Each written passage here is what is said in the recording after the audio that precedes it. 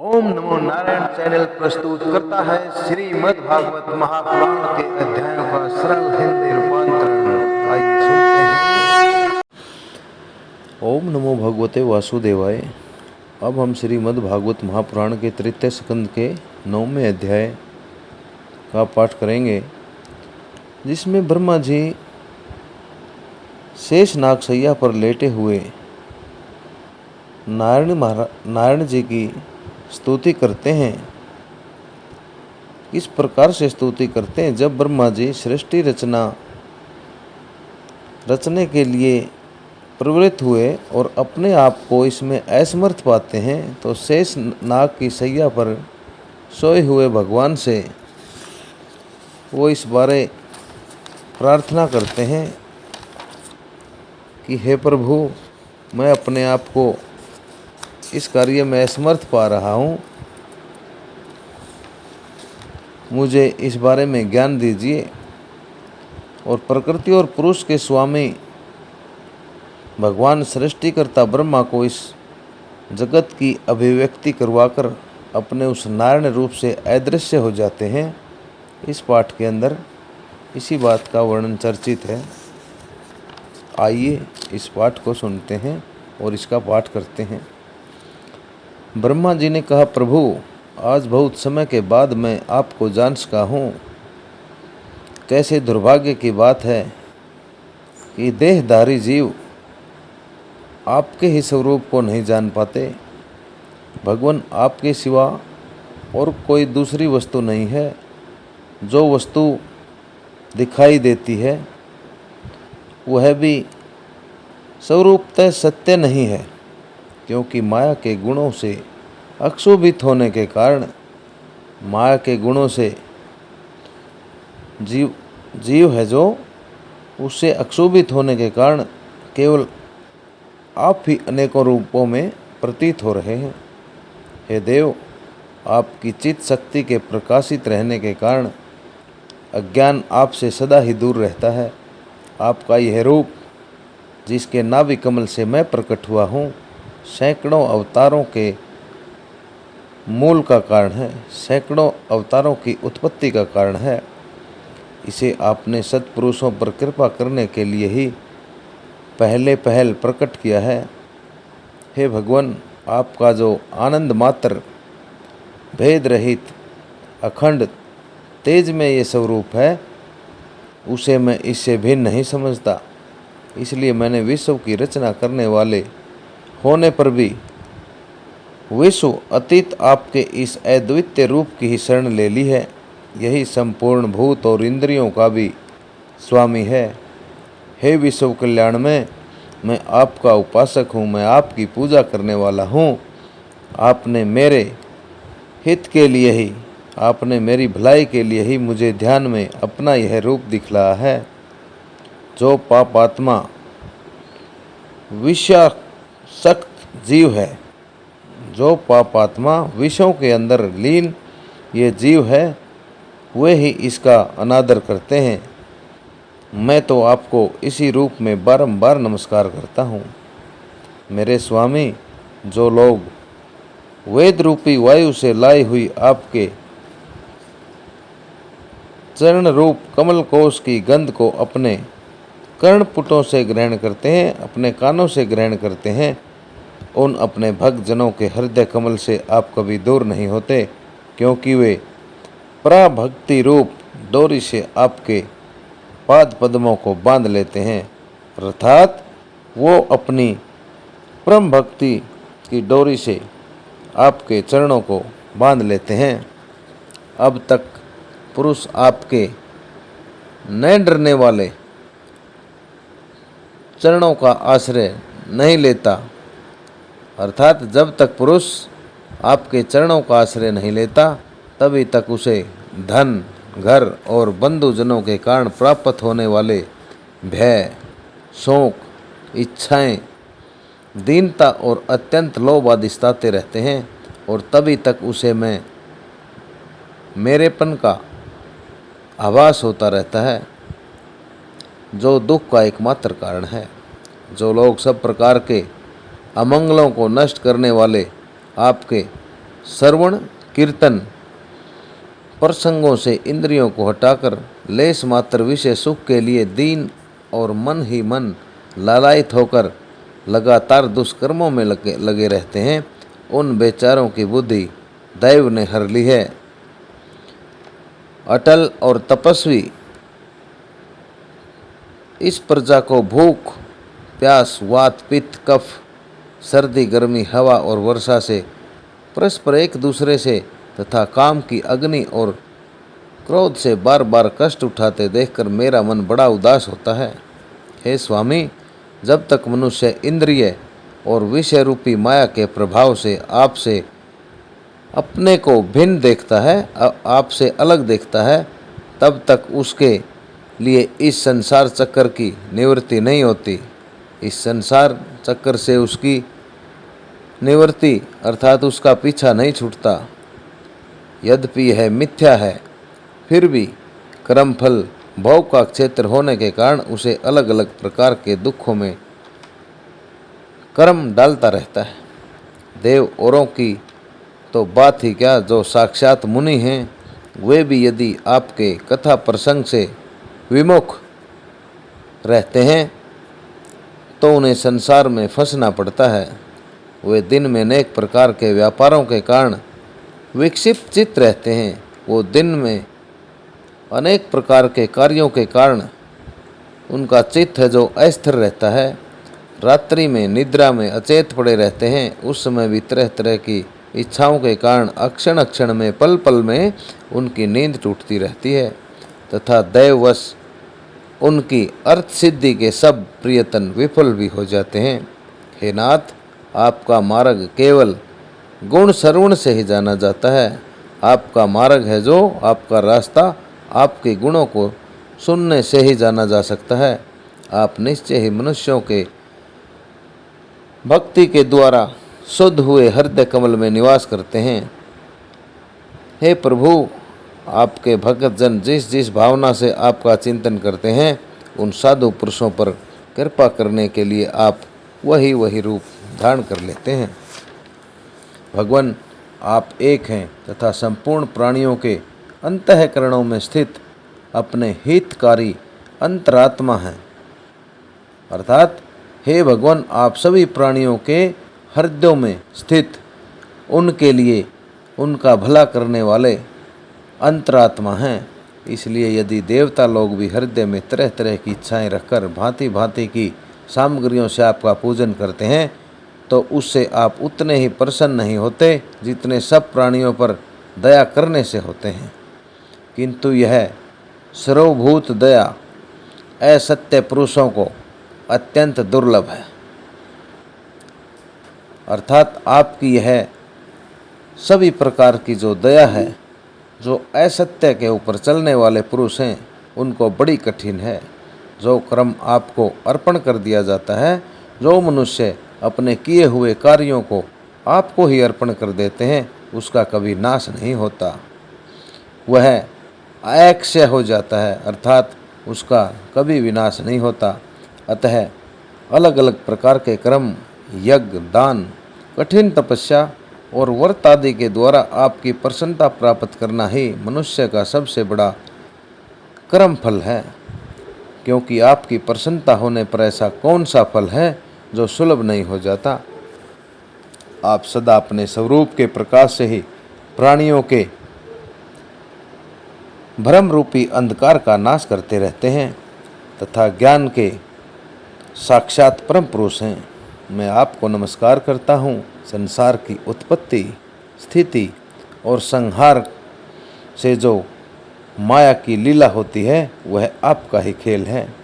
अतः आप परमेश्वर को मैं बारंबार नमस्कार करता हूँ। जो लोग प्राण त्याग करते समय आपके अवतार, आपके गुण और आपके कर्मों को सूचित करने वाले देवकी नंदन, जनार्दन, कंस निकंदन आदि नामों का विवश होकर भी उच्चारण करते हैं, वे अनेकों जन्मों के पापों से तत्काल छूटकर माया आदि विषयों से रहित होकर ब्रह्मा पद प्राप्त कर लेते हैं। आप अजन्मा हैं, मैं आपकी शरण लेता हूँ। भगवान इस विश्व वृक्ष के रूप में आप ही विराजमान हैं। आप ही अपनी मूल प्रकृति को स्वीकार करके जगत की उत्पत्ति, स्थिति और इसके विनाश के लिए मेरे, अपने और महादेव जी के रूप में 3 शाखाओं में अलग अलग बटे हुए हैं और फिर प्रजापति एवं मनु आदि शाखा पर शाखाओं के रूप में फैलकर, और फिर आप प्रजापति और मनु आदि के रूप में फैलकर विस्तृत हो गए हैं। मैं आपको नमस्कार करता हूँ। भगवान, आपने मेरी पूजा को ही लोगों के लिए कल्याणकारी स्वधर्म बताया है, किंतु वे इस ओर से उदासीन रहकर सदा विपरीत कर्मों में लगे रहते हैं। ऐसी भ्रम अवस्था में पड़े हुए इन जीवों की जीवन आशा जो सदा सावधान रहकर बड़ी शीघ्रता से काटता रहता है, वह बलवान काल भी आपका ही रूप है। मैं उसे नमस्कार करता हूँ। यद्यपि मैं सत्यलोक का स्वामी हूँ, तो 2 प्रार्ध पर्यतन अर्थात 2 प्रार्ध पर्यतन रहने वाला और समस्त लोकों का वंदनीय भी हूँ, तो भी आपके इस काल रूप से डरता हूँ। उससे बचने और आपको प्राप्त करने के लिए ही मैंने बहुत समय तक तपस्या की है। आप ही आदि यज्ञ के रूप से मेरी इस तपस्या के साक्षी हैं, अर्थात आप ही विष्णु रूप में सभी यज्ञों को ग्रहण करने वाले इस तपस्या के साक्षी हैं। मैं आपको नमस्कार करता हूँ। आप पूर्ण काम हैं, आपको किसी विषय सुख की इच्छा भी नहीं है, तो भी आपने अपनी बनाई हुई धर्म मर्यादा की रक्षा के लिए पशु पक्षी, मनुष्य और देवता आदि जीव योनियों में अपनी ही इच्छा से शरीर धारण कर अनेक लीलाएं की हैं। ऐसे आप पुरुषोत्तम भगवान को मैं नमस्कार करता हूँ। प्रभु, आप अविद्या, अभिमान, प्रेम, द्वेष और मनोयोग की जो ध्यान अवस्था है, इन 5 में से किसी के भी अधीन नहीं है। फिर भी इस जगत को, जो सारे संसार को अपने पेट में लिए हुए भयंकर तरंग मालाओं से शांत प्रलयकालीन जल में अनंत विग्रह की कोमल सैया पर लेटे हुए हैं, वह पुराने युग की क्रम परंपरा से श्रमित हुए जीवों को विश्राम देने के लिए ही है। आपके नाभि कमल रूप भवन से मेरा जन्म हुआ है। यह सारा विश्व आपके उदर में समाया हुआ है। यह संपूर्ण विश्व आपके ही पेट में समाया हुआ है। आपकी कृपा से ही मैं त्रिलोकी की रचना रूप के कार्य में प्रवृत्त हुआ हूँ। इस समय योग निद्रा का अंत हो जाने के कारण आपके नेत्र कमल, आपके नेत्र विकसित हो रहे हैं। आपको नमस्कार है।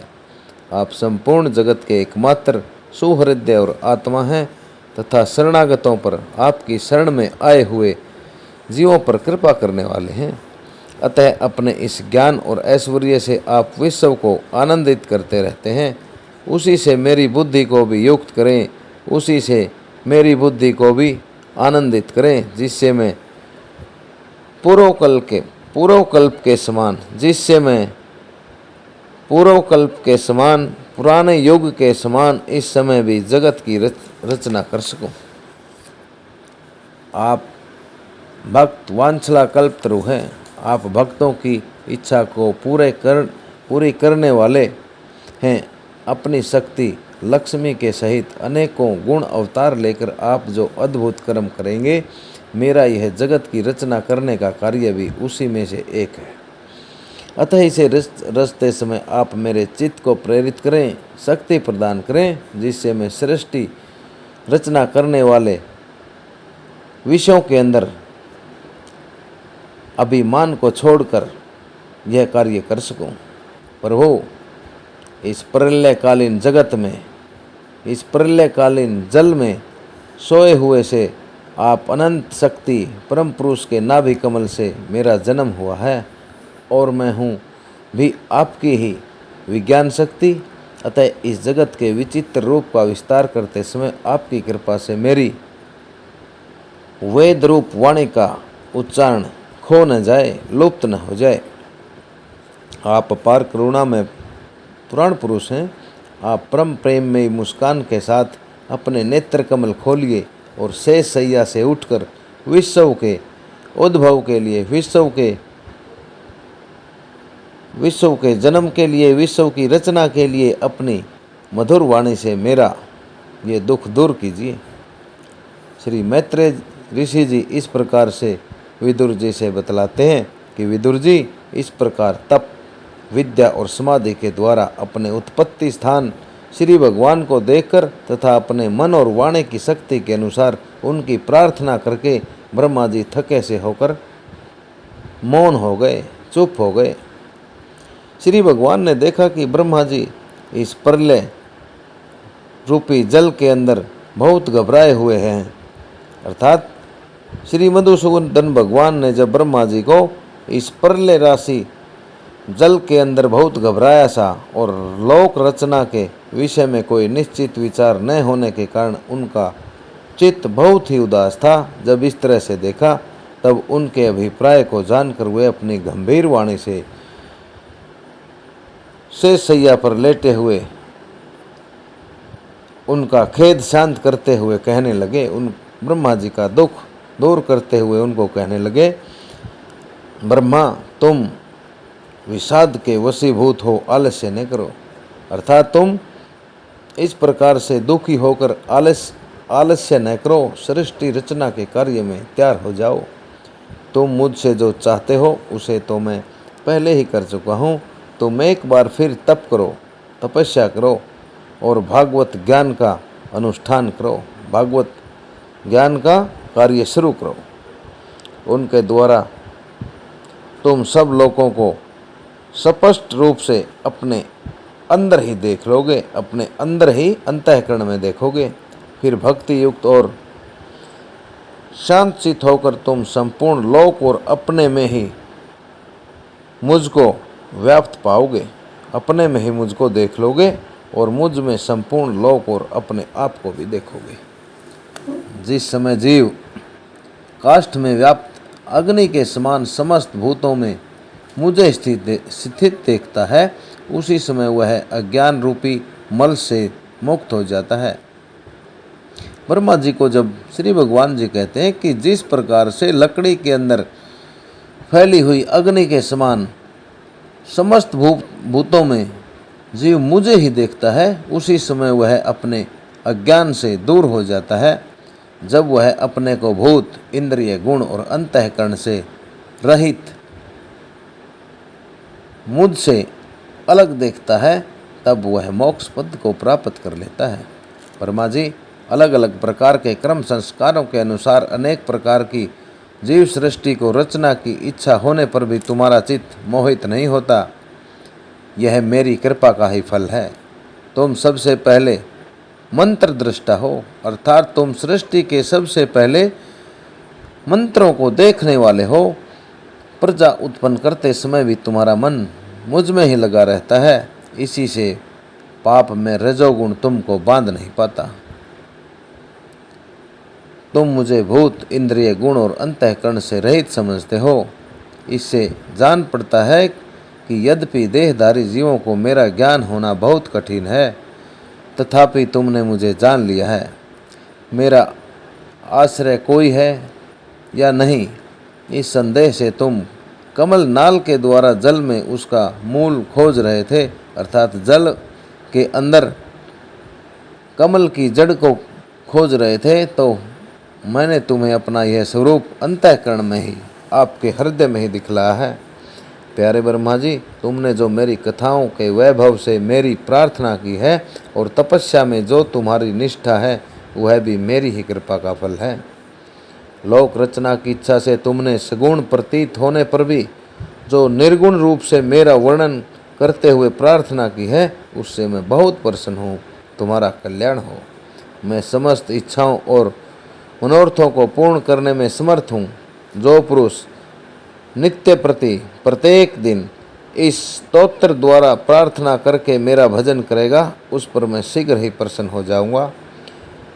तत्ववेताओं का मत है कि पूर्त, तप, यज्ञ, दान, योग और समाधि आदि साधनों से प्राप्त होने वाला जो परम कल्याणमय फल है वह मेरी प्रसन्नता ही है। विधाता, मैं आत्माओं का भी आत्मा और स्त्री, पुत्र आदि प्रियों का भी प्रिय हूँ। देह आदि भी मेरे लिए ही प्रिय हैं, अतः मुझसे ही प्रेम करना चाहिए।